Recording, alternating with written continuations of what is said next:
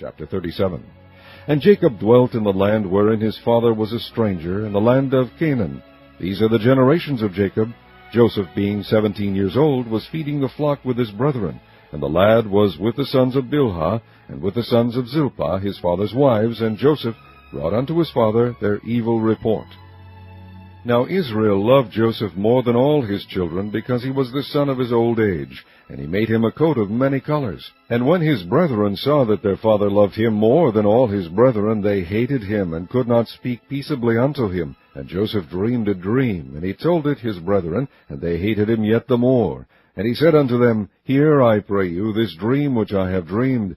For behold, we were binding sheaves in the field, and lo, my sheaf arose, and also stood upright, and behold, your sheaves stood round about, and made obeisance to my sheaf.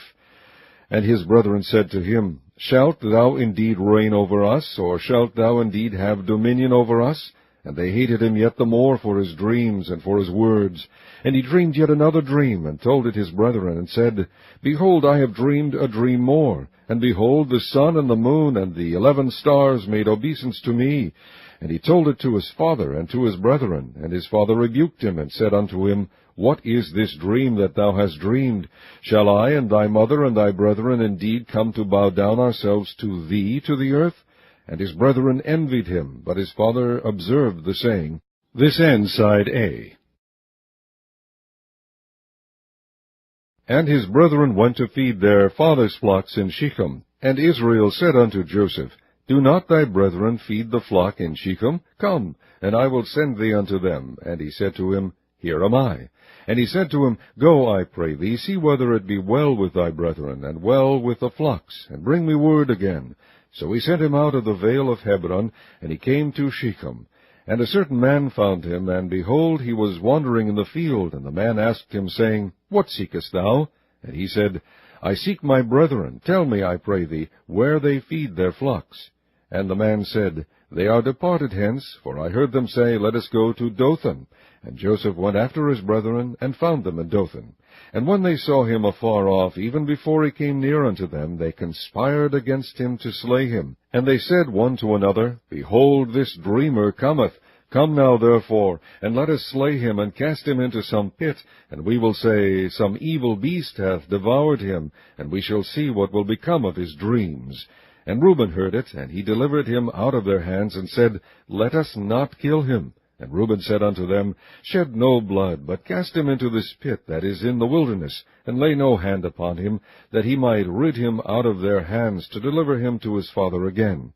And it came to pass, when Joseph was come unto his brethren, that they stripped Joseph out of his coat of many colors that was on him. And they took him, and cast him into a pit. And the pit was empty, there was no water in it. And they sat down to eat bread, and they lifted up their eyes, and looked. And behold, a company of Ishmaelites came from Gilead with their camels, bearing spicery and balm of myrrh, going to carry it down to Egypt. And Judah said unto his brethren, What profit is it if we slay our brother, and conceal his blood? Come, and let us sell him to the Ishmaelites, and let not our hand be upon him, for he is our brother, and our flesh. And his brethren were content.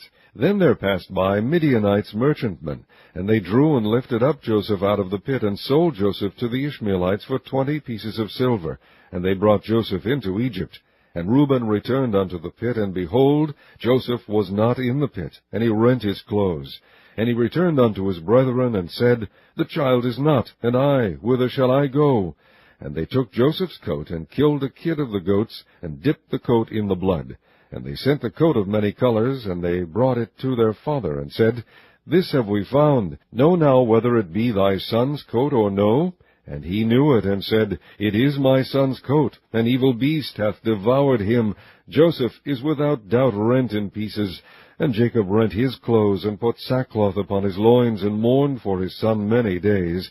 And all his sons and all his daughters rose up to comfort him, but he refused to be comforted. And he said, For I will go down into the grave unto my son mourning. Thus his father wept for him. And the Midianites sold him into Egypt unto Potiphar, an officer of Pharaoh's, and captain of the guard.